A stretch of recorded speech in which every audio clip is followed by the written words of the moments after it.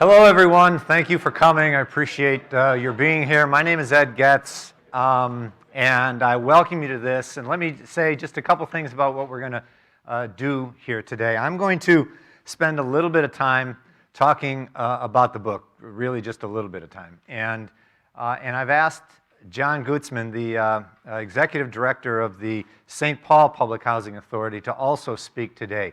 Because what I have written about, he lives day in and day out with in his job. And so I thought it would be more interesting to hear his perspective on the events and the policy changes that I wrote about in the book, to hear his perspective of it from the standpoint of running a big city public housing authority. So I'll talk for about 20 minutes. Jon will talk for about 20 minutes, and then we'll take questions on just about anything, I guess. And then shortly after, I assume shortly after 4 o'clock, we can.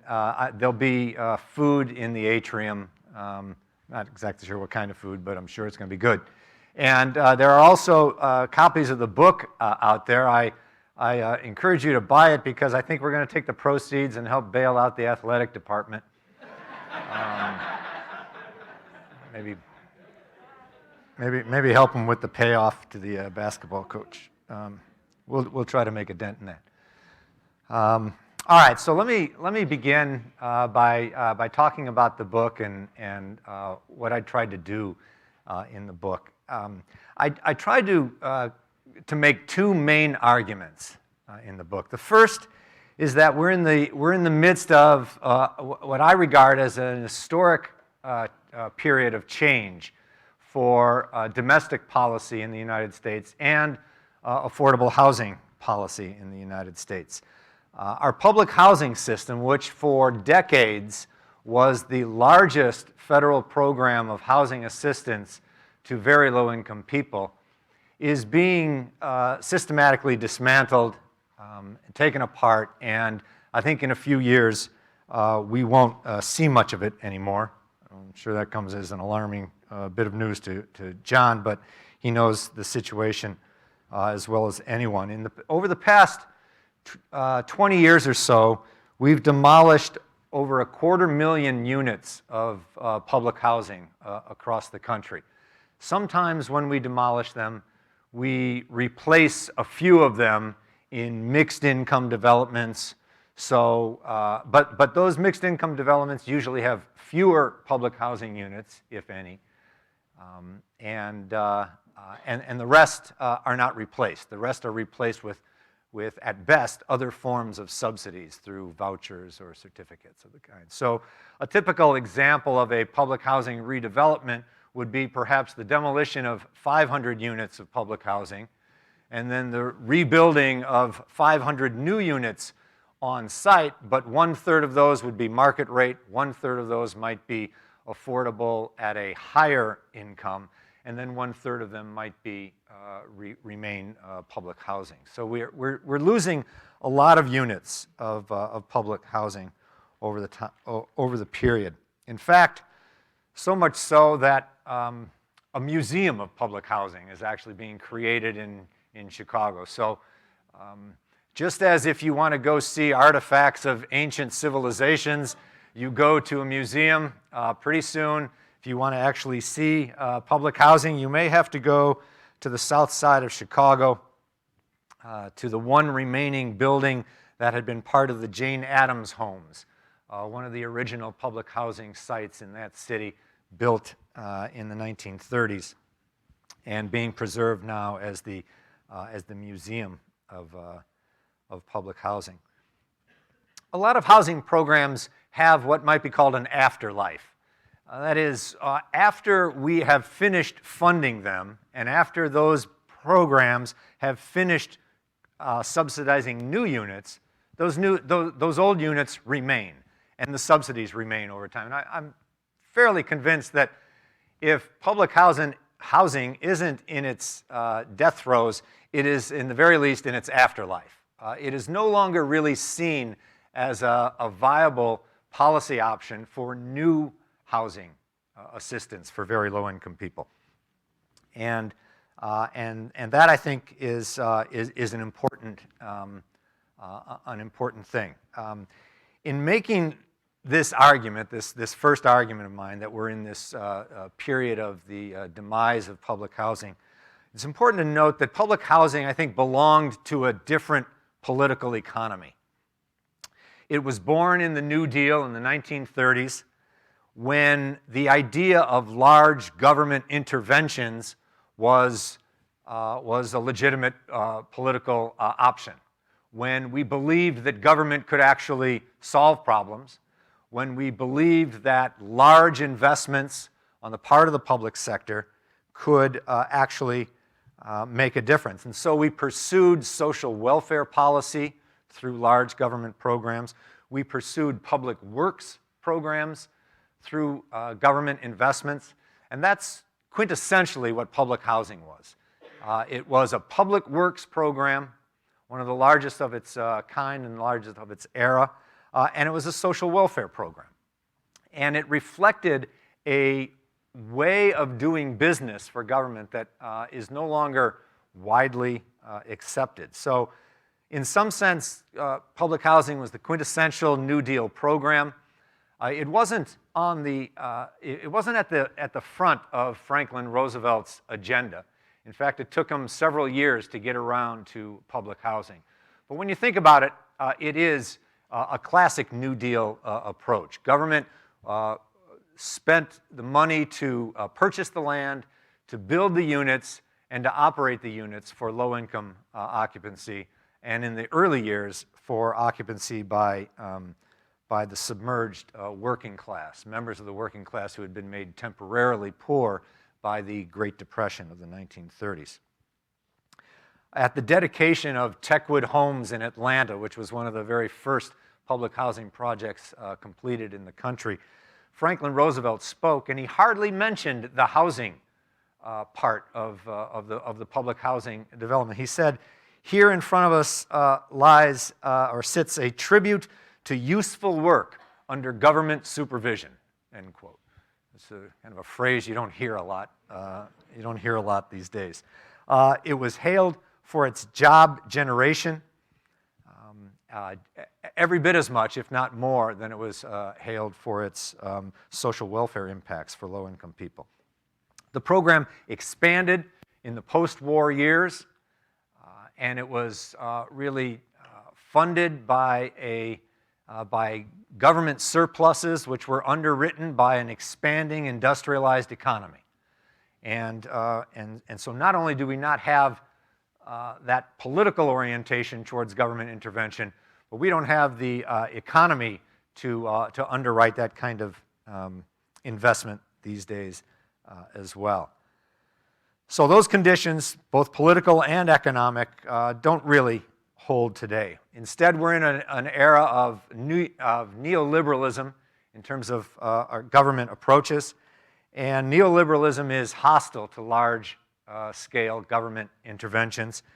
It is hostile to large-scale social welfare interventions, preferring instead the actions of the marketplace and privatization as a way to deliver benefits. So we're in an era now that isn't conducive to the type of program that public housing was designed to be.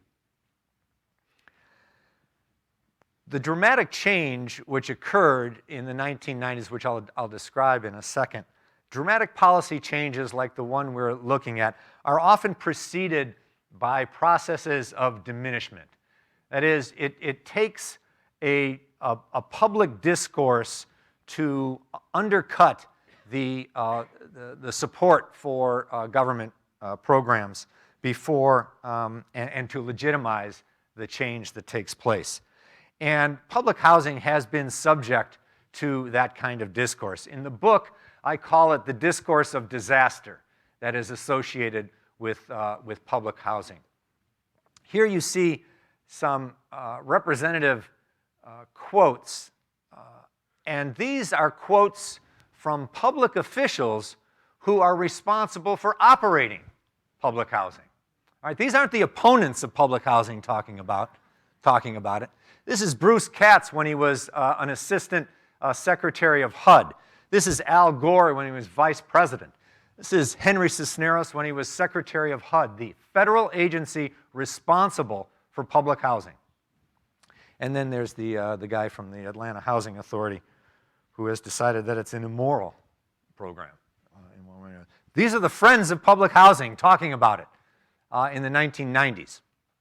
So to say that there was a discourse, a negative discourse about public housing is not exactly going out on the limb. But when you look at what it was referred to as in the media,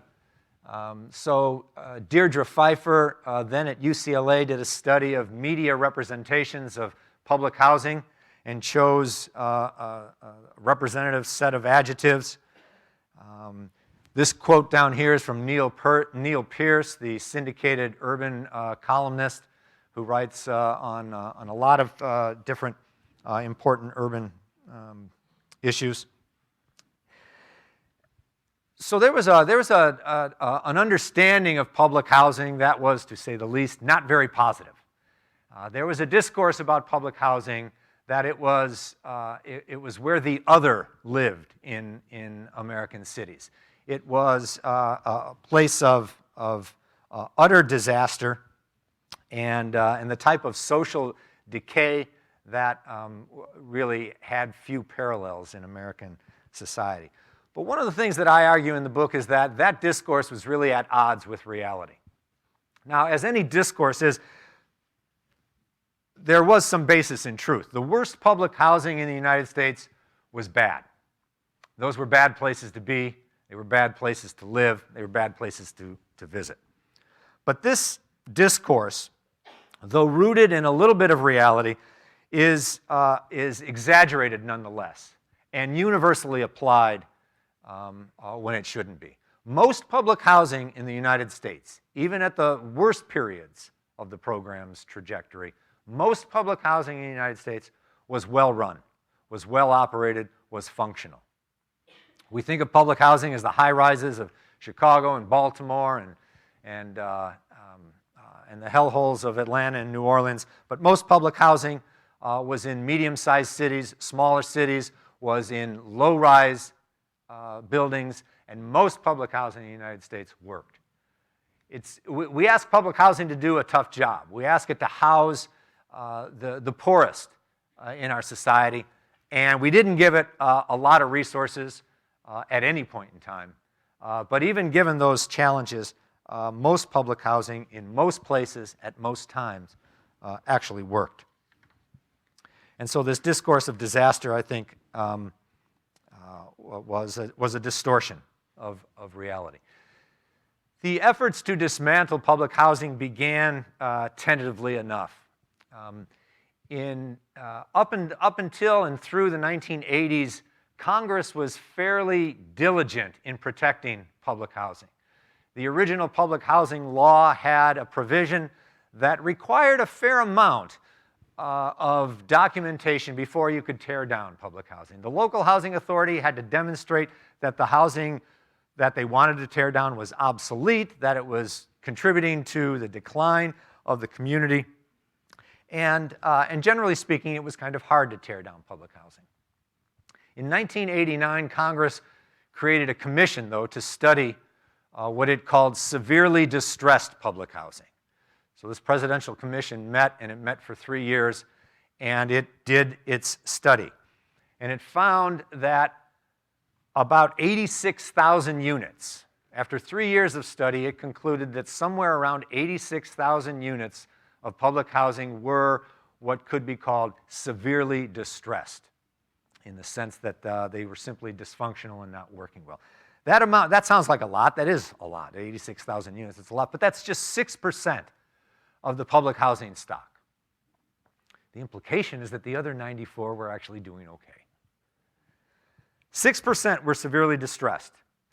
And not only did the commission conclude that in terms of the number, but they said the following things as well. They noted that the traditional approaches to revitalizing seriously distressed public housing have too often emphasized the physical condition of developments. And so they argued that any future policy not focus on bricks and mortar, but focus on the social dimensions and the tenant experience.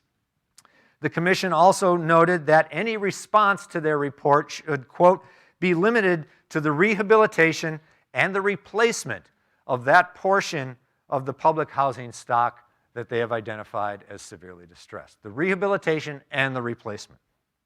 And then third, they noticed, they argued that concerns about the over-concentration of public housing in certain neighborhoods, that those concerns should be put aside so as to ensure the full replacement of all of the units that were fixed or deemed uninhabitable. To put aside the concerns about the concentration of public housing so that all the units be replaced. They issued their report in 1992 with those conclusions and that data. 1992. By 1995, all three of those suggestions had been ignored and reversed. And we had a program in place that was a bricks and mortar program focused on the demolition of public housing, focused on the full demolition of public housing, the scattering of public housing residents throughout metropolitan areas, and the loss of those units and the conversion of those subsidies. So how did we get from a fairly moderate set of recommendations by the commission to a policy that was essentially diametrically opposed? Why indeed? So one of the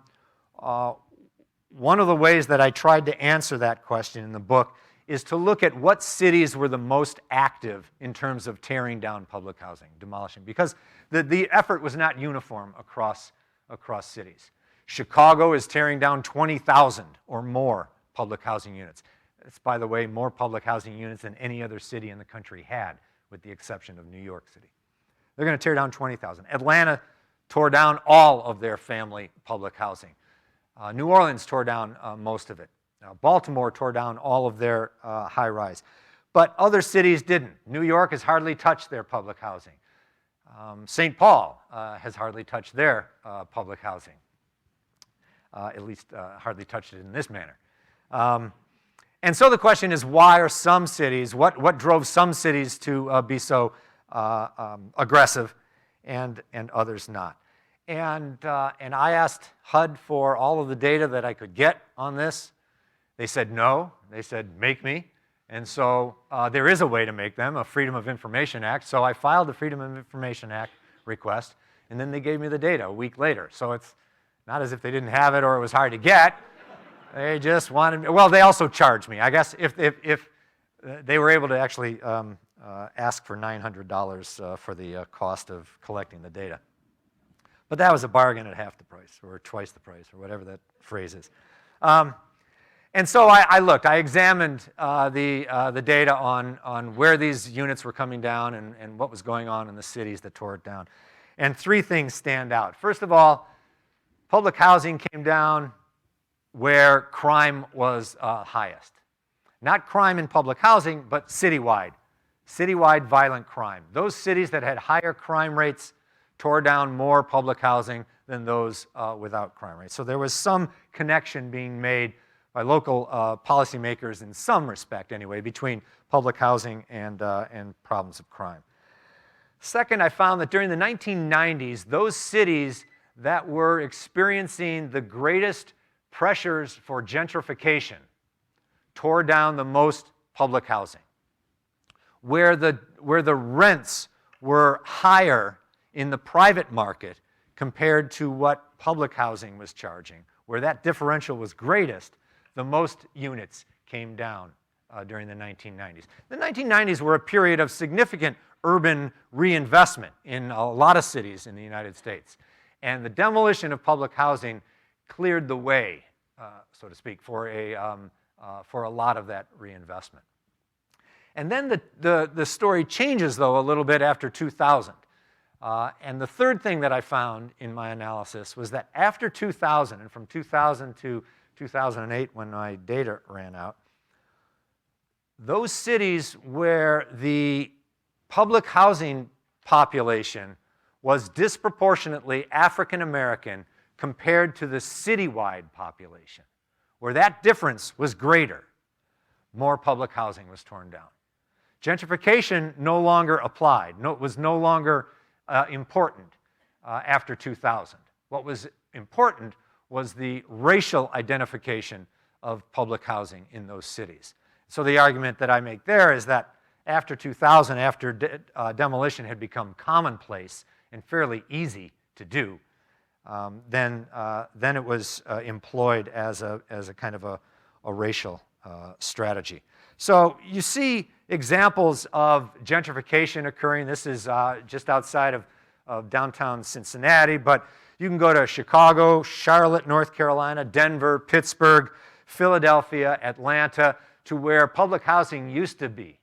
And you can see gentrified neighborhoods. You can see that dynamic that occurred during the 1990s. But there were other dynamics that took place as well. This is Techwood Homes in Atlanta. This was demolished in 1995, 1 year before the Olympics were held in Atlanta, and that was no coincidence, right? In fact, there was a study done of the Techwood Homes in 1992, and the engineers concluded that this is, again, one of the earliest public housing developments, one of the best built.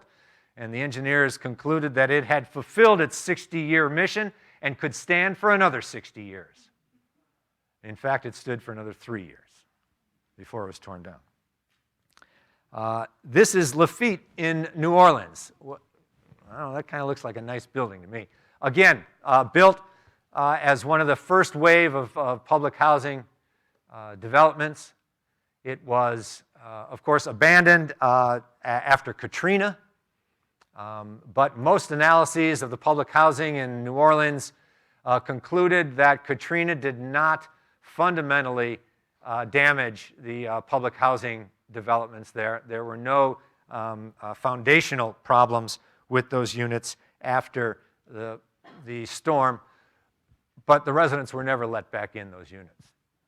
They were gated, fenced off, and the public housing residents of New Orleans never made it back.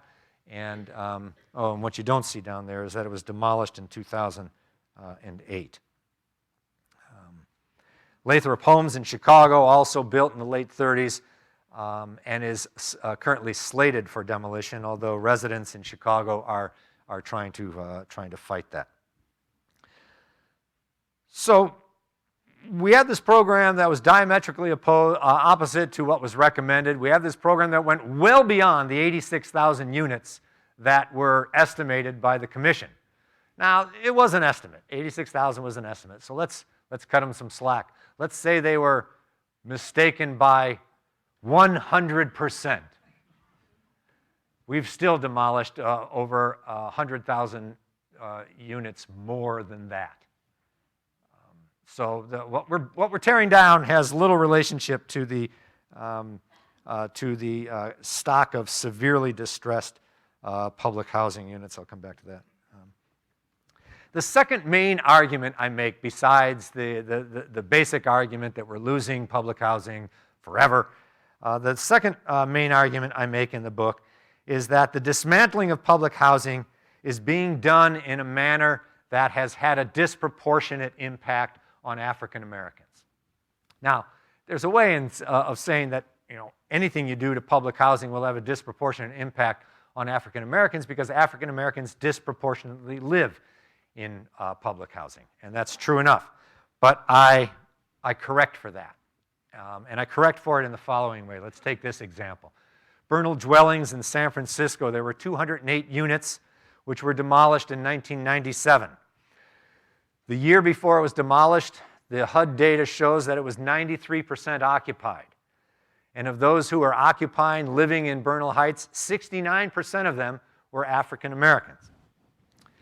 Well, the fact of the matter is that in the rest of all public housing in San Francisco that year, only 49% of those units were occupied by African Americans, but 69% in Bernal dwellings, and it was Bernal dwellings that was torn down. And this pattern is repeated repeatedly. On July 3rd, 1999, the city of Baltimore used 500 pounds of dynamite to implode the George B. Murphy homes. Murphy homes was 758 units of public housing. The city planned a parade of local residents and officials. They had a Murphy Homes implosion party to mark the event.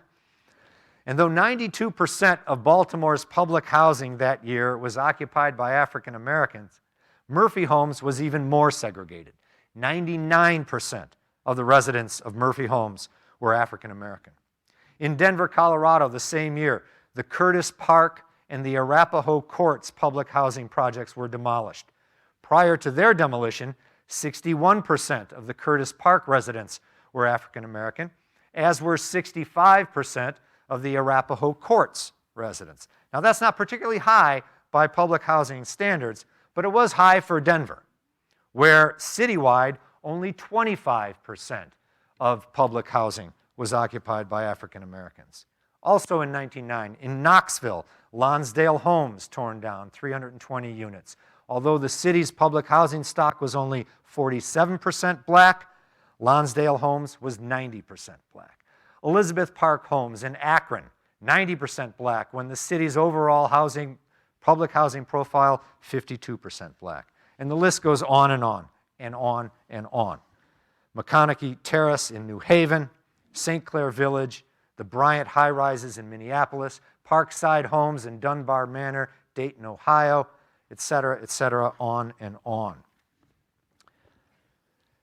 So I looked at this nationally and indeed found that in most places that were torn down, the representation of African Americans was disproportionate to the representation in the rest of the public housing in those cities in those same years. And overall, nationally, the public housing units that were torn down had roughly about 10% more African Americans than one would have expected had there been an even distribution. Now, is that a lot? Is that a large disproportionate impact? I would argue that it is because of the following. In a city like New Orleans or Chicago or St. Louis or Detroit, 99 to 100% of all public housing is occupied by African Americans. So in those cities, no disparate impact can be shown because every unit you tear down is going to be occupied by African American. And most of the units that came down in the U.S. came down in those types of cities. So there's an upward ceiling on this disparate impact ratio that I computed. But even given that upward limit, I find that there is this disproportionate negative impact on African Americans. And when you combine that finding with the finding that I talked about earlier, which is that the cities that were most aggressive in tearing down public housing were those cities where the public housing population was disproportionately black, then I conclude that public housing demolition unfolded as a racial strategy, unfolded as a way to answer questions about defining who the city is for, who will be allowed to live in the American city of the 21st century, and whether there is indeed a place for low-income people of color who have been forced out of large swaths of American cities across the country. Those are the two main arguments of the book. Let me finish up quickly. In Chapter 3, I present case studies of Chicago, Atlanta, and New Orleans because those cities are at the vanguard of this. And they demonstrate really quite well the dynamics that I've been talking about in terms of disproportionate impact on African Americans. And in New Orleans especially, there was a conscious public conversation about who was going to move back into the city by race and by income. That didn't really occur in most other cities. And public housing was at the center of that. In Chapter 5 of the book, I look at the fate of those who are displaced by public housing. So what's happening to the families that are forcibly moved out of public housing? And so Chapter 5 takes a look at that, takes a look also at the opposition to demolition on the part of public housing residents. Some of the more surprising images of the 1990s were public housing residents in Chicago in Cabrini Green, one of the world's most notoriously bad public housing developments, actually protesting the demolition of those units.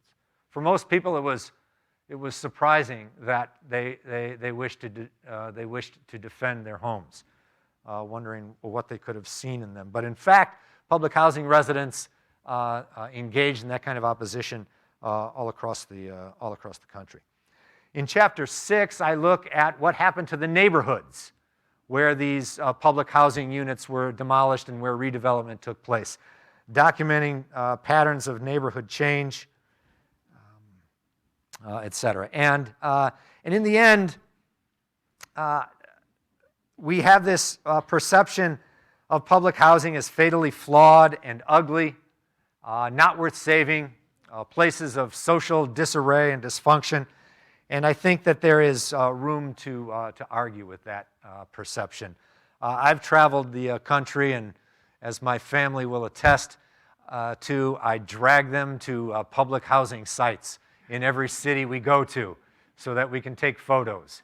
And I find apartment complexes that actually compare favorably to the ones built in the 50s, the 60s, and the 70s in the private sector. I also see examples of where public housing has been rehabilitated and where families have been able to stay in their homes and where that has operated successfully. And we've got some examples of that locally.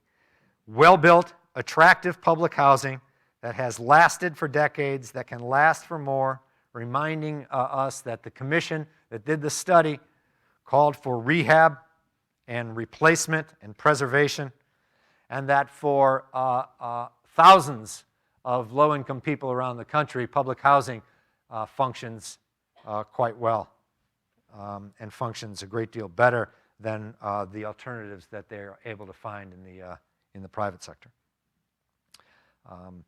In closing, I want to make 3 observations. The first is that the dismantling of public housing makes little sense as housing policy. The loss of these units and the loss of the deep affordability that is embodied in those units is occurring just as the need for public housing is increasing. 6 million families in the United States face what the Department of Housing and Urban Development call worst-case housing needs. And that number is up 18% since 2000. And the need is most acute for the very low-income families that are served by public housing. Chicago has demolished or will demolish more than 20,000 units of public housing, but the last time they opened up their waiting list, 200,000 families applied. That's a city larger than Milwaukee on the waiting list for public housing in Chicago. In August of 2010, 30,000 people in East Point, Atlanta, waited outside in the summer heat for just to get an application for assisted housing. 62 people were hurt, taken to the hospital from the exposure to the heat, to the sun, and also from injuries that took place in the rush when the doors were finally opened up and the applications could be had.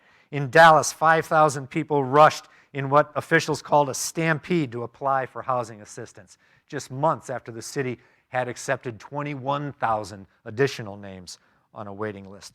Plano, Texas, outside of Dallas, has a waiting list of 8,000 for 100 spots. Our policy bears no relationship to the scope of the need or the direction of that need. The second observation I will make is that for occupants of this nation's worst public housing, the last 20 years must be striking to them indeed. Living in those units that were largely ignored by policymakers, systematically disinvested in, left to decline. They endured conditions that were barely endurable. They made the best of it. They often organized themselves to manage these units in the absence of effective management by local housing authorities. And now, when the attention comes, when redevelopment money is in, when millions are being spent to clean up those units and to fix those neighborhoods, those same families are being shepherded out and being forcibly relocated to other neighborhoods. And finally, I want to acknowledge that the interests of residents are not monolithic. Many residents of public housing wanted to leave. In some of these places, were desperate to leave public housing. But many didn't want to leave. Many wanted to stay and remain.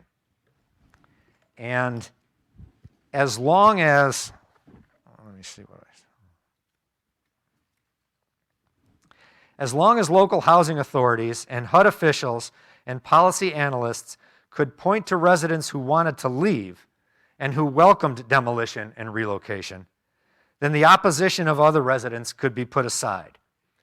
But in fact, of course, it should have been the other way around. As long as a sizable number of residents wished to remain and expressed concern about the loss of those informal support networks upon which they relied and the loss of those units, then the desire to demolish and set off universal displacement should have been set aside. Those who wanted to leave should have had their moves facilitated, but not at the expense of those who wished to remain. So if the current policy direction doesn't change, and there's very little likelihood that it will, the Obama administration is comfortable with this policy direction, and the current Secretary of HUD is a champion of the redevelopment and dismantling of public housing. We are at the passing of an era in federal government policy on how we make social policy. But we're also, I fear, at the passing or a period of important change at the local level for how we decide who's going to be allowed to live in the central cities of American metropolitan areas. And so that's what I tried to convey in the book. And these are the Lauderdale courts where Elvis was born and raised, well, where he was raised. That's one of the important reasons why it was actually rehabilitated. And I'm not joking. And so at this point, what I'd like to do is give it to Jon Gutzmann to provide a real-world perspective on these matters and to give you the perspective of a well-run public housing authority. Thank you.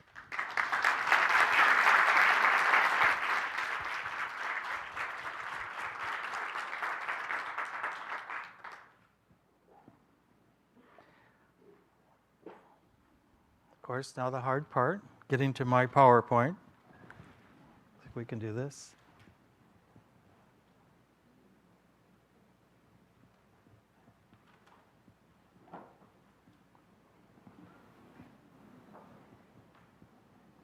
I may need a little help. I don't know. I think it was down here. There it is. I lost it.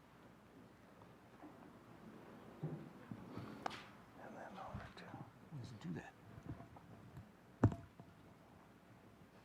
Where's Cayenne? All right, why don't we just exit X out of mine?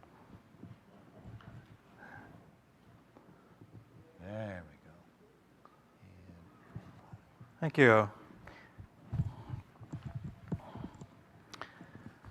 Very good to be here. Not often do public housers get to return to academia and talk about books and regression analyses and things like that. I attend meetings of the Council of Large Housing Authorities in Washington on occasion. And the executive director of the District of Columbia Housing Authority often begins those meetings with a quote from Robert Kennedy that I like. And it reads, "Each time a man stands up for an ideal, or acts to improve the lot of others, or strikes out against injustice, he sends forth a tiny ripple of hope. And those ripples build a current which can sweep down the mightiest walls of oppression and resistance. That was Robert Kennedy, June 1966, in a speech in South Africa. Professor Goetz's work stands today for that ideal, that the nation can do better in providing safe, affordable housing to our neediest citizens. His data documents the injustices of the past and the present in the dismantling of public housing. And the Kennedy quote speaks to the heart of activism and hope for a better tomorrow. I hope Professor Goetz's work inspires others, including many in this room and at this university that I love, to fight the injustice and the oppression that unfortunately still pervades much public housing policy in America. Ed's book is a tremendous contribution to the body of public housing research, and I'm honored to be part of this day with you, Ed. Thank you for having me. I do have a few reflections on the book. I'm going to really keep my talk short and address three main areas. Talk a little bit about the book, the findings. I particularly liked the historical sections. I want to call out a couple of those. Maybe talk about St. Paul a bit as a quiet success, and briefly touch on some of the issues moving forward. And Ed's book talks about the Housing Act of 1937, which really, to this day, is the act that is amended in successive Congresses whenever they appropriate money or authorize policy changes. He also talks about the Housing Act of 1949. These were the goals of those acts of Congress, and I think one could argue they've never been fulfilled in our country. On page 24 of the book, I love this, the way that Ed starts that book by saying, the story of American public housing is one of quiet successes drowned out by loud failures. And I think that says so much about it. On page 27, when you buy the book, I really urge you to spend some time on the historical piece, the legislative battles. And Ed talked about Roosevelt's New Deal. And he said it was largely predicated on the idea that public works could be used as a means of generating jobs, and that the New Deal initiatives were struggling in Congress. But they put their full support behind getting public housing built as a jobs program, basically. And at that time, they were also interested in slum clearance, so added that component to the legislation. So, Ed writes, in addition to the slum clearance orientation, the 1937 legislation incorporated additional features that were important in shaping the ultimate course of the program. Limits were placed on construction costs and on the income of tenants. There was also this phrase about equivalent elimination, that for every unit added, one had to be torn down. Equivalent elimination ensured that the bulk of public housing projects would be located in previous slum clearance areas. It was also meant to ensure that public housing would not become a competitor to the private market provision of housing, but rather only be a supplement in locations where the market would not function. Those are really important words and concepts because that has cemented, in fact, the fate of public housing in many parts of the U.S. today.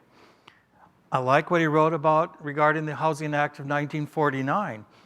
That was the reauthorization of the 37 Act, and there was a full-on fight by the private sector led by the Real Estate Committee, including Cold War images talking about communism and that government ownership of housing is the first step towards National Socialism. He quotes Senator Harry Byrd, who was apparently still around in 1949, and how long did Senator Byrd last in Congress? In 1952, Congress put loyalty oaths in place for public housing. You had to say that you were loyal to the U.S. government and it would not be a breeding ground for communism. I like his further description of the 47 Act. In the House of Representatives, there was an amendment to eliminate the entire public housing program that was defeated by 5 votes. So we almost lost the whole deal in 1949. And as Ed writes, the program that emerged was really held prisoner by these legislative battles to both appease the critics as much as to accomplish the goals.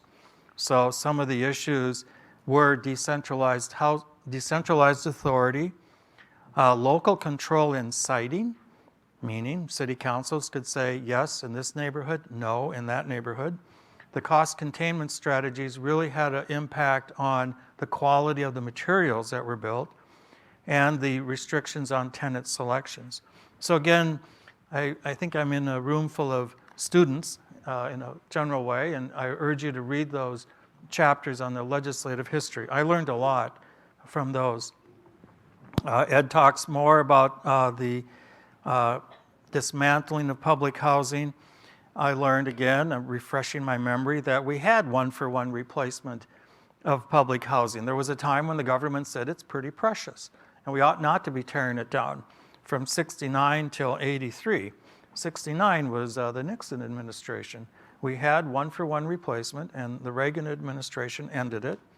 Ed's book talks about some of the early demolitions, some of the desegregation lawsuits, the Chicago case being very famous in 1976, Gautreaux, the 1990s lawsuits, Minneapolis, Dallas, and others, and a bit about the Commission on Severely Distressed Public Housing.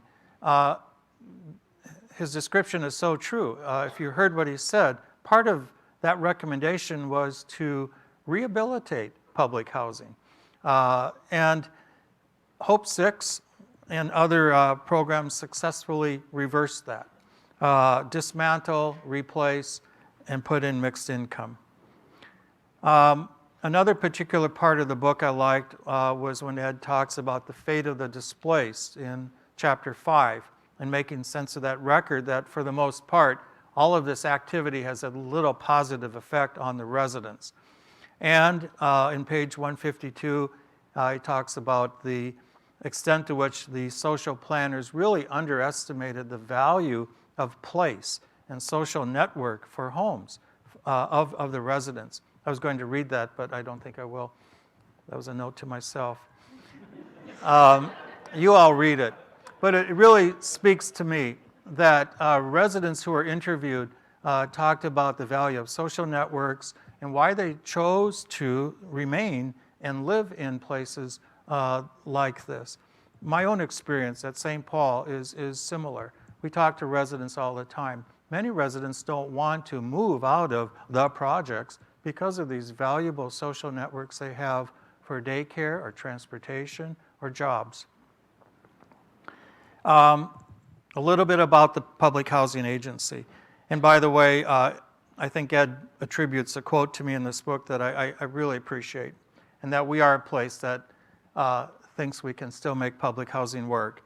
And I think we believe in quiet successes. Here's our mission. We help families and individuals with low incomes achieve greater stability, self-reliance, by providing safe, affordable, quality housing and links to services. We operate 3 main programs, the Capital Fund, the Public Housing Operating Fund, and today we won't talk much about our Section 8 voucher program. But all told, we house over 20,000 people in about 8,700 different housing opportunities. We are a property owner. As mentioned, we own and manage 4,200 some public housing units. We are a funder, primarily through our voucher program. We have $39 million a year coming from Washington. $36 million of that goes to the landlords, 1,400 landlords, the private sector who's housing people with a voucher. And we're a community partner. The tax dollars we all send to Washington come back to St. Paul through our agency, to the city. The dollars we spend on contracting, each dollar generates about another $2.12 of economic activity, according to a reputable study. Our public housing in St. Paul is not concentrated in any particular neighborhood. We have 403 single-family homes. the blue dots. We have 16 high-rise with 2,500 units, and we have 4 family developments with the 1,200 units. We also have a full disclosure picture of some of our homes in the winter. So a little bit about our quiet successes. I urge you to go to our webpage, and a lot of this data would be there. But we're proud of our record of accomplishment, not so much because we are just proud, but we know what it means to people. By being 99% occupied, and we have been doing that for 17 consecutive years, it really means we're maximizing every available and scarce federal resource. We prepare vacant units in record time. I'm amazed when my staff keep whittling down that number. About 600 vacant units a year through normal turnover. On average, 13 days, key turned in, new key issued. Collect over 99% of the rents each month. High resident satisfaction. And we have a community policing program that yields lower crime rates than the city of St. Paul in every public housing neighborhood. That's not an easy thing to do. We're talking about rape, homicide, aggravated assault, burglary. I have the report. High performer means we are modernizing our properties instead of tearing it down. We haven't torn down one unit in St. Paul. We've sold a few. That's another story. 30. And all the money we sold, all the money we received in selling 30 single-family homes went to finish the modernization of McDonough homes. So if you look at that, Mount Airy modernized between 91 and 96, $17 million. This is gut rehab, $62,000 per unit. Roosevelt, completely modernized. McDonough, $35 million modernization. That's Hope 6 type money that communities are getting to demolish public housing. They get a $30 million grant, demolish 500 units, replace it with mixed income. And we're in the process of modernizing Dunedin. We're using the federal funds. We don't buy all of the rhetoric that you have to leverage the asset and borrow money because Congress keeps cutting the money to pay back the debt. So we're doing it the old-fashioned way, a little bit at a time each year. If you tally up that number, that's $76 million of money spent since '91 to modernize our public housing, not tear it down. I like this next bullet. A few years ago, we sold land at Roosevelt Homes, the projects, to Habitat for Humanity, who built 30 homes for single-family homeowners. I love that so much. Single-family homeowners want to do what? Buy a home, live next to the projects. I think it says a lot about what we do and what public housing does around the country. We're adding public housing units by cannibalizing old office space in high-rises. Yes, it's a one-bedroom, 500 square foot unit, but it is an affordable housing unit for the 8,000 some households on our public housing waiting list. And I think our whole body of work, in my opinion, helps push back what Ed talks about, this exaggerated course of disaster about public housing around the country that presumably and inevitably accompanies concentrations of poverty. That is a mantra that one hears. Concentrations of poverty must be bad. And I think we have a body of work in St. Paul that says, no, it can work. We have 98 to 99%, I call, tenant successes every year. 98 to 99% of our folks are doing all the right things. The legal definition would be are lease compliant. But perhaps 1% we have to terminate their leases every year, about 50 some households. And there are perhaps legal aid attorneys in the audience, but I think if you examined every one of those cases, the society would say that person had to go. They did some really horrible things. We've created an enduring record, in my opinion, that public sector, government-owned, public employee, public governing body, local control can have performance excellence and promote fairness and non-discrimination in everything we do. I think our body of work helps debunk other myths and stereotypes about public housing residents. And I think our work can literally help save lives. I have a testimonial from a resident that I will read. We get many of these. It says, "Dear PHA, let me say a sincere thank you. I am deeply grateful to St. Paul Public Housing for providing me with a home when I did not have any. I came to Central High Rise when I was at my lowest point. In fact, I was lost, broken, penniless, and ashamed. But you welcomed me with open arms. Since a year and a half has passed and I've gotten my life together, and I have more than I could ever imagine. I do not have to worry about anything at the PHA. I do not know what I would do without the PHA's dedication to the growth of low-income families or single young adults like me. Sadly, I am vacating Central High Rise because I've relocated out of state to further my education and career advancement. More importantly, I am ready to move on. Central High Rise is an experience I will always remember. Thank you for giving me a bit of strength." I think that's pretty powerful. Some of the public housing myths we help debunk. It is not mostly single moms with kids. 64% of our public housing as head of households are either elderly or disabled. 79% in the high rise, but a surprising number in the family developments. I think that's something that, again, the discourse of disaster overlooks.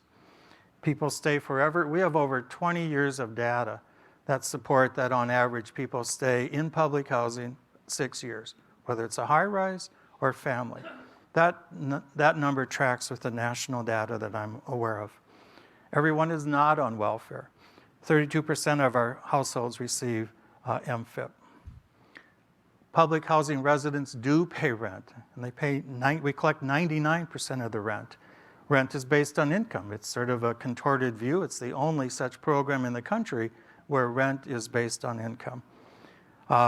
Nobody works. 58% of our households have earned income, but these are minimum wage jobs.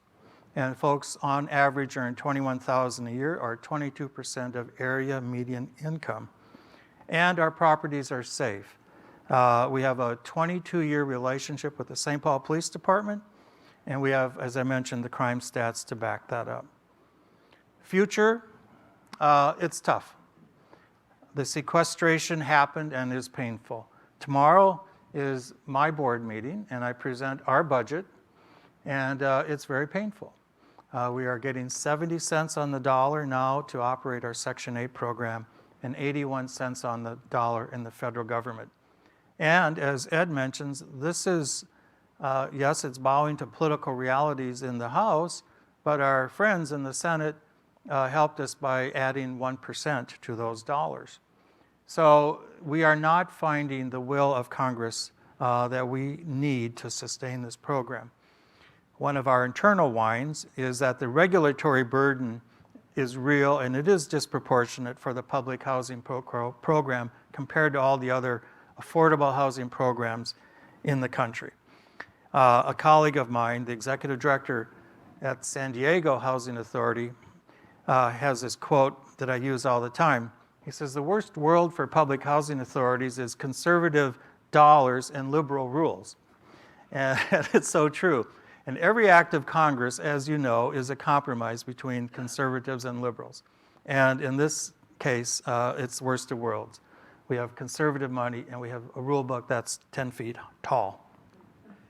The 14 budget is out soon by HUD in 2 weeks. We have hope and we have promise that it will be a little better. Our friends at HUD said, "You're going to like it a little better." But of course, there's Congress. HUD does seek ways to keep reinventing the public housing program all the time. The quotes Ed had up there from Secretary Cisneros, I remember fighting his plan to basically voucher out the entire public housing program. This secretary has a plan to RAD, Rental Assistance Demonstration, formerly called PETRA. Last 3 letters were Transforming Rental Assistance. And I'm proud to have been part of the fight that said, that isn't such a good idea, Mr. Secretary. It really was an attempt, in my opinion, to privatize the remaining 1.2 million units of public housing. I'm a bit hopeful on the state funding level of all things. Last session of the state legislature with the Republican House and Senate, $5 million was awarded for bonding to improve public housing in Minnesota. This year it's slated to be $15 million. Our agency received $1.2 million of that, and that is money we're spending to renovate our homes. But the state government will never fully step up and replace the federal resources. They know that, but I think one place that gives me hope is, and Ed mentioned, the smaller housing authorities in the country and in Minnesota have legislators from both parties, and they have their high-rise in Alexandria, Minnesota, or Montevideo, or my hometown, Benson. There's a public housing high-rise, and these legislators want that roof fixed. So we're getting a little more money where I had never thought we would. But we need the federal dollars to survive. A few graphics on our funding cuts. We've lost $23 million in our capital fund in 7 years, and we've lost $10 million in our operating subsidy in the last 10 years. A couple last slides on just data. This is old, it's from 2002. But in the US, there's 116 million units of housing of all types, and only 5% of them are really affordable or subsidized. And of that number, it's a slice in the lower right-hand column, public housing is 1.2 million units, and probably 100,000 fewer than that. This was 2002 data. So again, 116 million units in America, 1.2 million units. All the other activity really in the affordable housing world is in these other pieces of the pie. The tax credit is a bit of a growth industry, the Section 8 program, a bit of a growth industry, and then this other world, the Section 8 substantial rehab, that's what's called the multifamily portfolio. And they, in our opinion, have the skinnier rule book. We'd like to have that one. And in Minnesota, it tracks. About 5% of the housing supply in Minnesota is deemed affordable. So part of our strategy as a public housing agency is to keep fighting, keep advocating for this safety net programs. 1% of the housing supply. Ed talks about the need. The need is tremendous. Public housing has never been an entitlement program, as welfare once was, which meant if you met income qualifications, you were entitled for that benefit. Today, public housing houses 1 out of 4 who are eligible by income. It has never met the demand. There's more people living in poverty. It's 46 million than the entire population of Canada, which is 34 million. All those people in poverty would qualify for public housing. We're housing 1.2 million households. So, in my belief, it's more a matter of will than resources in our federal debate. We talk about tax cuts versus programs. Our congressional efforts will continue. We have, of course, great support from our federal constituency, our senators, Congresswoman McCollum, and Minneapolis Congressman Ellison. But we will also know that as an entity, we have to adapt. With budget cuts, have to seek ways to be entrepreneurial. We really want to avoid changing our business model because, as you saw with some of the data, it works. It works for the benefits of our households. And we don't want to inflict tenant burden, increasing rents or taking vouchers away. That's our strategy as we try to cope with these challenges going forward. So I want to thank Ed for his advocacy. His scholarship is also advocacy, both of which are needed in these times. And I want to thank the PHA. I have my Board of Commissioners is represented here today by Missy Thompson, as well as other staff. Maybe they could give a wave. Al Hester, Alicia Huckabee, Dominic Mitchell, Cynthia Ewan, and I see David Palm, Kim Wynn, Heather Strakota, and Mike Winston have all joined us. They like coming here because this counts as work, you see. This is work time. And those of you who are students, keep us in mind at the PHA for projects, research projects. We have some data, but we're really not a research arm, as you can tell. But if you have thoughts about things you'd like to do and study, look up one of our employees here. So thank you. I'm very proud to be here and part of Ed's celebration of his book. Thank you for having me.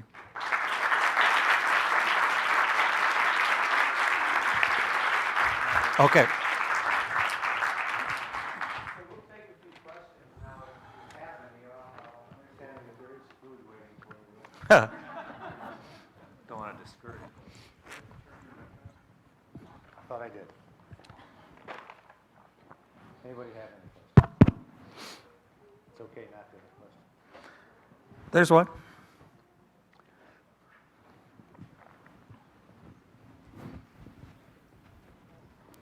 I think it's on.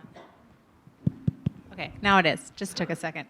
Hi, my name is Heidi, and in the past year, I've been reading a lot about how poverty is moving to the suburbs and an increase in the suburbs. And I'm wondering if I haven't read the book, so I don't know, but I'm wondering if you could talk a little bit about your chapter on where families went, and if that trend of poverty increasing in the suburbs is something you saw. Sure. Generally speaking, most of the families that were forcibly displaced from public housing moved to the next nearest affordable neighborhood.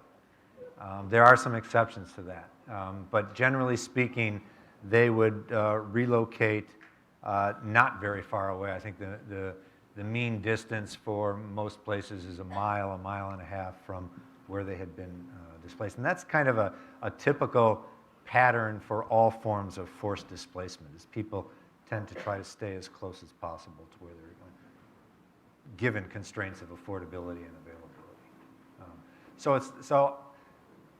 It's not likely that public housing demolition contributed to the increase in poverty in the suburbs. On the other hand, the city of Chicago has seen a fairly significant decline in its African American population in the past 10 years, and they actually do attribute it to the really large scale demolition that they've done in that city.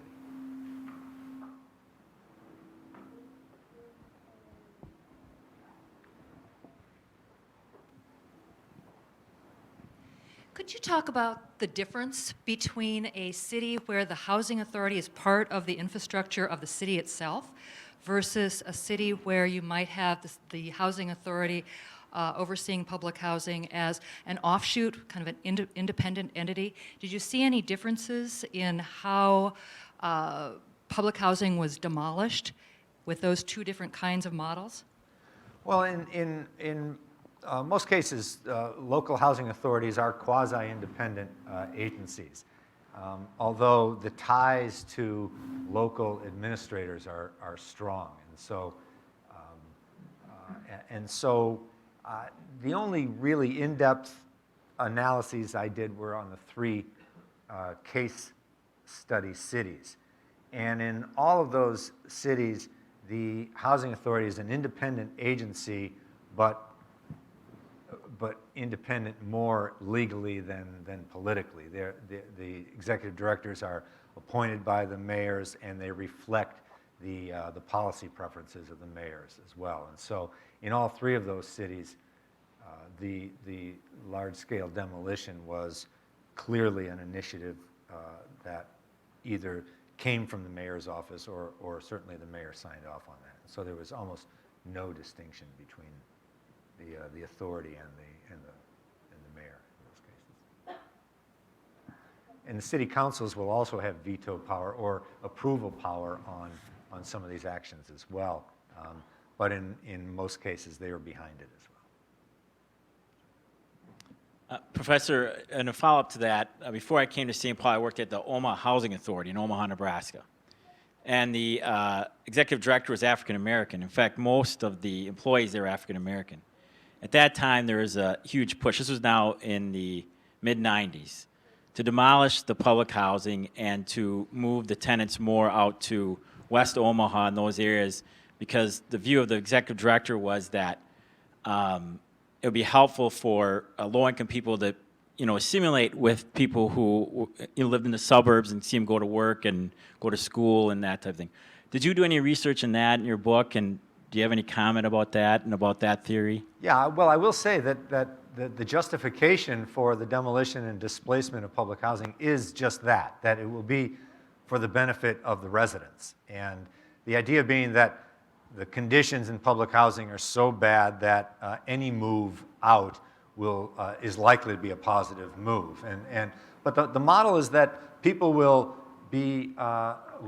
move away. They'll be moved away from the crime and the physical problems of public housing. They'll move into neighborhoods where presumably perhaps the schools are better, where there's less crime, where there are other locational advantages. You know, we call them neighborhoods of opportunity. And that is the theory. But most of the data show that that's not where those families end up. So I don't know what happened in Omaha. The administration may have wanted them to move to those western neighborhoods. My guess is not a lot of them made it out there. Because when you forcibly displace a family, you can't actually, they can move where they want, right? And most of them will not make those distance moves and find it hard to find affordable units in those neighborhoods with landlords who will accept the Section 8 voucher that they've been given. And there may be substandard transportation service out there. There may be a whole host of reasons why they don't make it out there, which then reinforces the sort of spatial pattern of displacement that we've been talking about. If I could add, I think the Section 8 program gives a perfect market test to that theory. A Section 8 voucher is portable, so a participant can rent wherever they want. And typically we see that most ports in to St. Paul, and I see my Minneapolis colleagues are here, and I think it's the same. Most people coming to the Twin Cities with a voucher from another part of the metro or another region choose to self-select in concentrated areas of poverty and race. So I think with the ultimate mobility tool, the golden ticket of the Section 8 voucher, we're still seeing disproportionate numbers of low-income people of color choosing to live in the central cities. And one can talk about that for a long time. Why? We don't have a lot of data on that. We're not, again, a research institution, but we have a little bit of data, and some of it talks about jobs, friends, social network, again, the thing that Ed's book documents, but it also talks about non-discrimination. People have been in the suburbs, have witnessed and experienced discrimination, chose to leave that. So it's an interesting thing. If a grad student out here wants to study Section 8 mobility someday and talk about it from the same point of view, I think it'd be a fascinating research topic. Just to elaborate on that a bit, is there data about public housing, when maintained well and done in the quiet way, not contributing to the data on the ill effects of concentrated poverty? Does that make sense? Well, I hope that's what we are. I hope that's what St. Paul Public Housing is, that in effect, here's a body of work with indicators that says people live in concentrated areas of poverty. They're not huge. Our largest family development, McDonough, is 580 homes. The next two are 314. But they are concentrated areas of people earning 22% of area median income.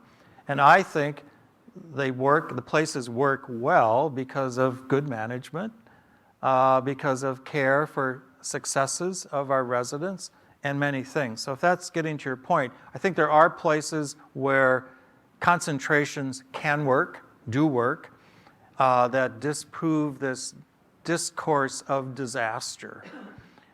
Now, again, in fairness, Cabrini Green, Robert Taylor Homes, some of these places were not 580 units. They were 2,000 or 3,000 units of concentrated poverty.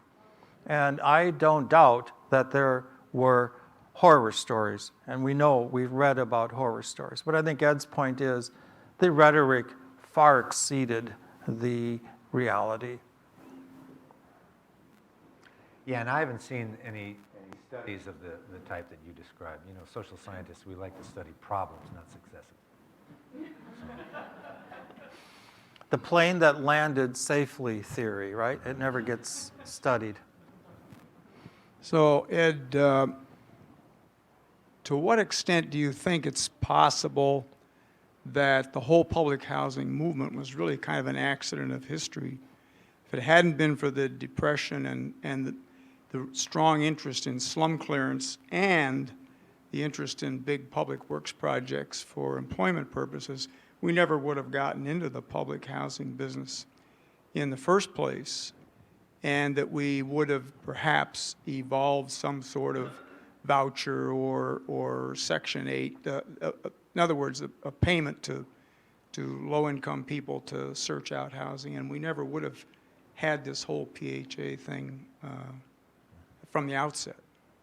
Well, that's an interesting question, but those are two very large exceptions. If you say, if we ignore for a moment the Depression and the need for housing and the need for jobs, I think the point that I made that the public housing program, if you look at the congressional debates in the 1930s, 35, 36, and then when it was passed in 37, it was sold as a jobs bill, as a jobs creation bill, that it would put people to work in the construction industry, and it was used as a counter-cyclical economic tool by Kennedy in the 60s for the same reason. So it's hard to divorce public housing from those New Deal Keynesian kinds of impulses, which it reflects. And now, you know, is it an accident of history? I don't know. It took a long time to come around to the idea of vouchers. I mean, we didn't really get a full-fledged voucher program until the 70s, right. Some 30 years or more after public housing had been operating, although the ideas of vouchers had been around in a limited way before that. It's somewhat unusual that our first program, and public housing was the first program of assistance to low-income people, involved actual government ownership and operation rather than working through the private sector. That is a bit unusual, but I'm not sure that we can consider it a sort of an aberration of history. John, I was especially taken by the pride you show in what's going on in St. Paul. And obviously it's happening in an environment which is not encouraging to that sort of thing. So I guess what I find myself interested in, you said you meet with your colleagues from big cities around the country in Washington, D.C. periodically. To what extent are they sort of like you with pride in what they're doing, or to what extent are they sort of chainsaw L's being brought in to sort of dismantle things as quickly as possible? Well, thank you. And thanks for the comment about pride.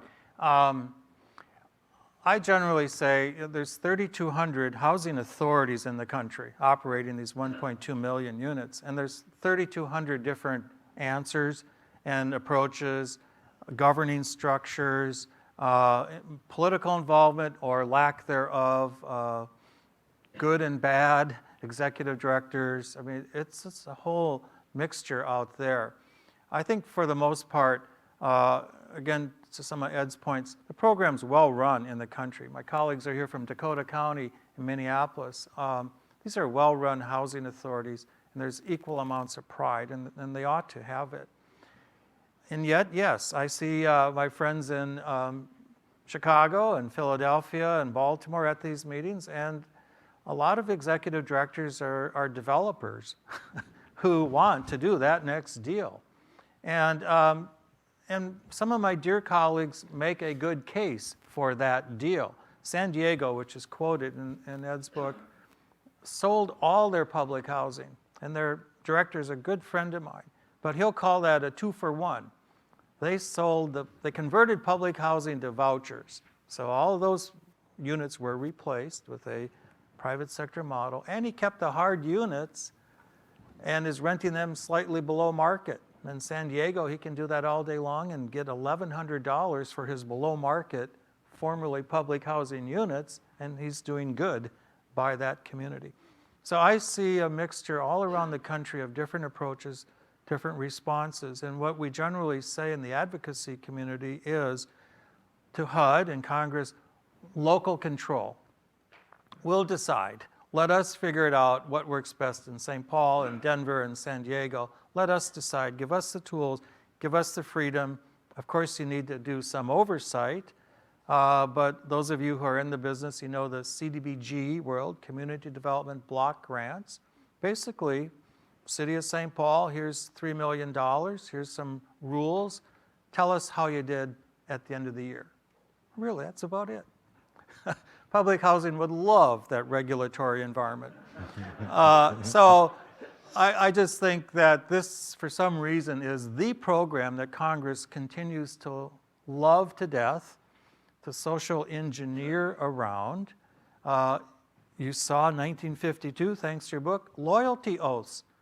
How many people living in America have to take a loyalty oath to live in their home? Today, fast forward, public housing residents have to do 8 hours of community service. Every one of these amendments to a bill you can trace to a Republican or a Democrat. On the Democratic side, we have this very affordable rent structure, but I have 4,200 households in public housing. I have 4,200 different rents. Is that the only way to calculate rents and keep them affordable? I don't think so.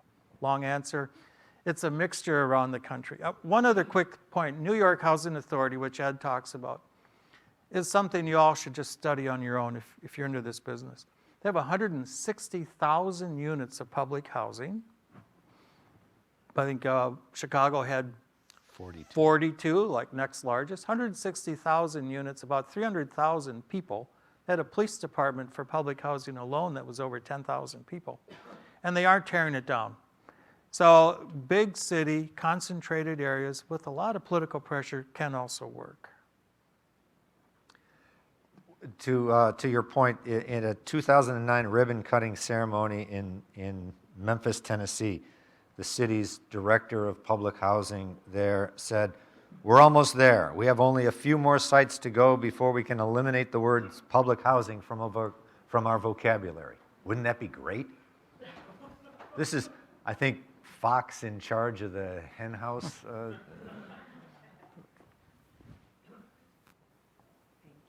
Hi. I have a question for both of you. Just with regard to, I mean, this has the historical aspect, and I realize that local control is part of the answer, but looking at St. Paul and Minneapolis and looking at the number of single-family housing, public housing units that there are, as a unique example of public housing, I'm wondering if you can talk a little bit about that aspect of it, the actual material aspect of what is out there in public housing and how that might play a role in shaping decisions whether or not to modernize, rehabilitate, or get rid of. Just, I guess, maybe what role that plays within the marketplace. And I realize that there are going to be the examples of the large-scale models that were torn down for, being held up as sort of the poster child of problems. But I'm wondering if that plays a role in St. Paul's success. Well, yes. Short answer. The last single-family homes were acquired in the mid-'80s. And the money was coming up until that time to gradually expand public housing with that product. The money was coming hugely in that time to do the Section 8 vouchers. So in Congress, that voucher program began in '74. More and more of that product, good. Public housing will give a few grants, but never again allowing a housing authority to concentrate poverty with building a Cabrini Green or a McDonough Homes. So in St. Paul, we got awards of 25 units or 30 units of single family acquisition without rehab. Again, more tails by HUD, but the local control is a good point you're picking up. the only real involvement of the city government in the St. Paul public housing areas operation was the city council approved the receipt of this $3 million grant to buy 30 or 40 homes. And I can remember the ebb and flow of the political whims of St. Paul. And it was, I think, 1986, the last time we got, sorry, later than that. Al Hester's my guy, but he'll tell you in a minute. Probably about 1992 or so, the last allocation we got of money to acquire single-family homes. The city council was all over that with rules and regulations, and they said you can only buy homes that were formerly rental, and then you actually can't run them as public housing. You have to convert them to home ownership immediately. That was the last time we added anything. Fast forward to 2012, 2013, it is our most expensive product to operate, naturally. Single family, my staff right behind you is shaking their head, they're the ones doing it. It's hard, but it's a good product. It has deconcentrated, has helped low-income families live in neighborhoods, and again, generally very successful.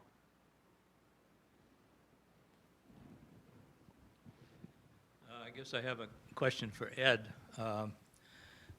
As I look back on the history of public housing, you could see the prospects for despair and negative approaches, partly because of what some of the city planners were doing and what some of the federal constraints, particularly in the Eisenhower administration. I was working in Boston, and I looked at some of the projects that the Boston Housing Authority was doing, and I could tell right up that was going to be a problem. I'm reflected on Charlie Abrams wrote a book about housing worldwide, and how do we get this back on track?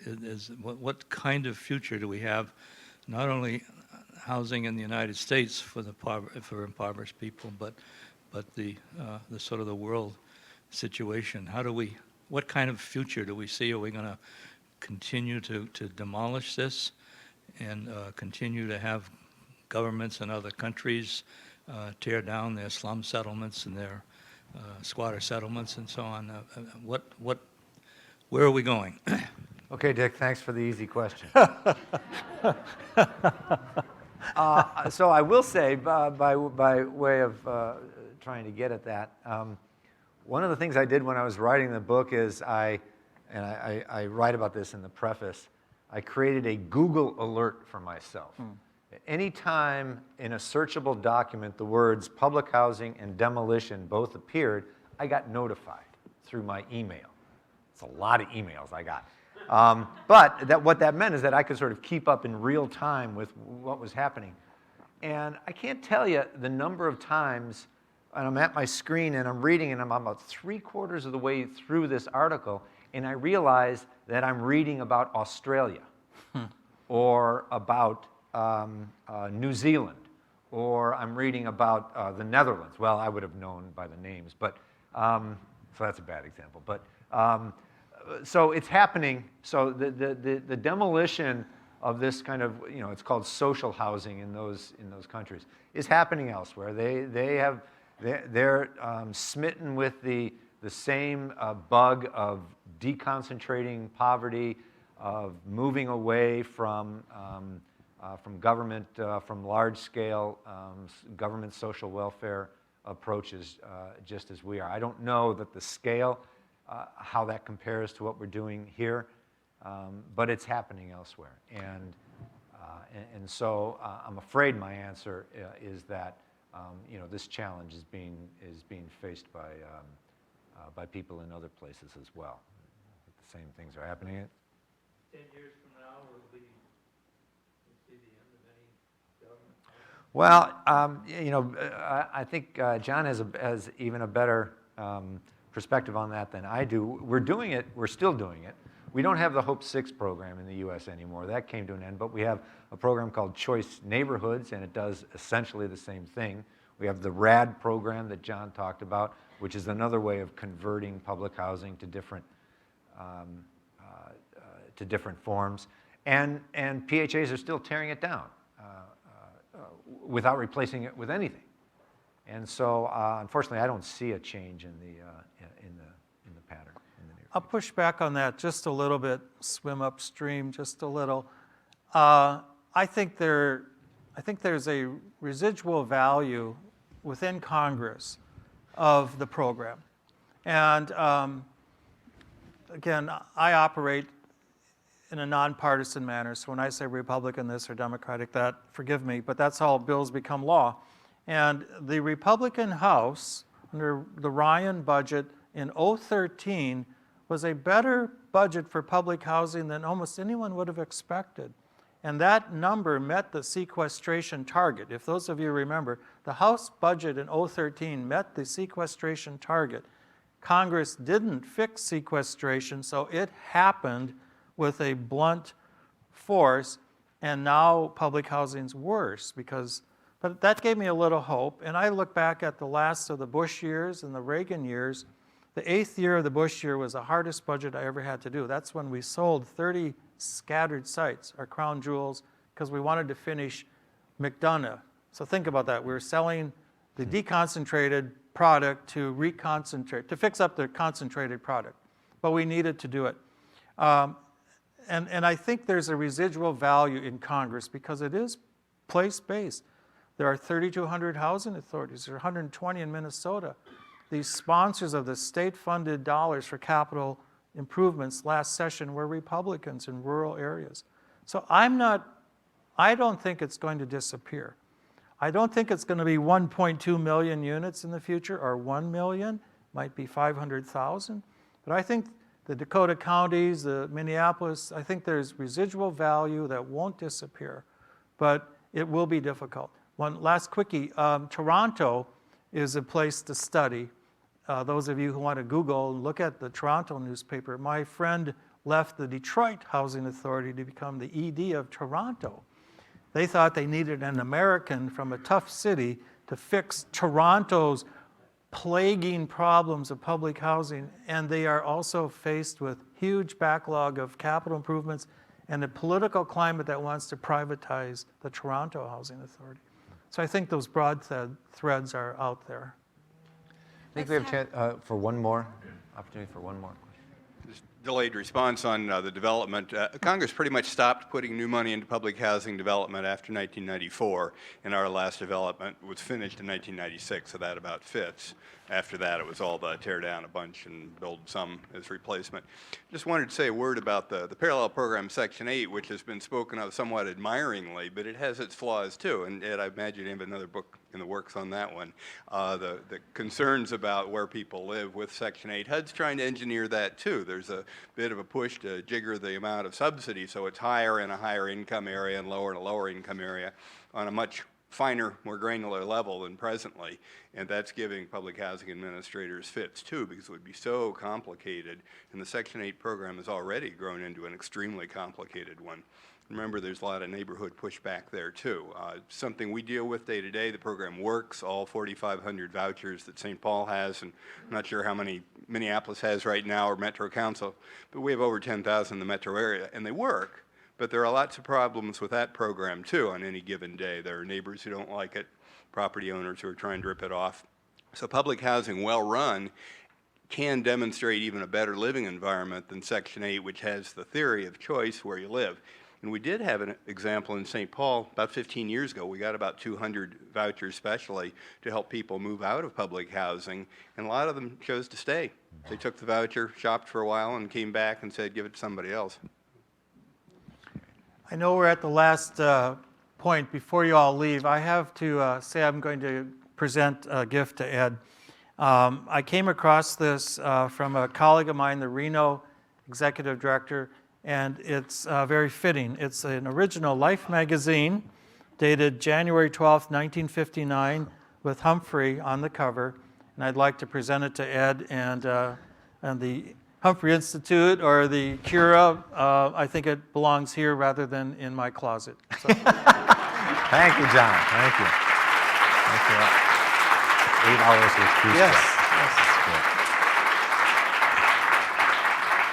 Thank you, everyone, for coming and enduring this. And so there's food outside. So.